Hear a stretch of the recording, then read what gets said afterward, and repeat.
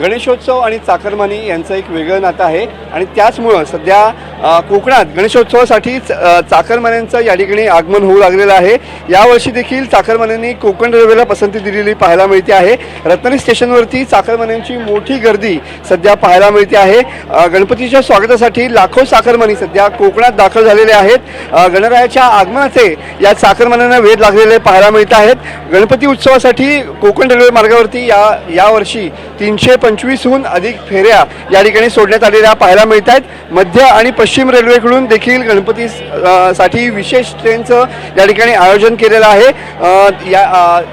एक दिवस अगोदरच या ठिकाणी कोकणात चाकरमानी जे आहे तो दाखल होऊ लागलेला आहे। कोकणात येणाऱ्या सर्वच ट्रेन सध्या हाऊसफुल आहेत।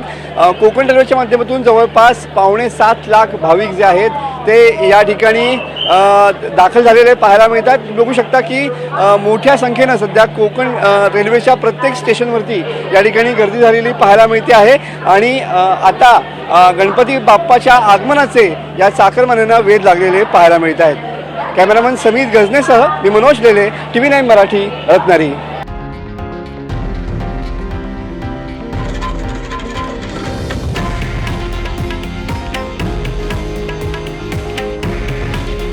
हे आहे देशातील नंबर 1 न्यूज नेटवर्क आणि आपण पाहत आहात TV9 मराठी।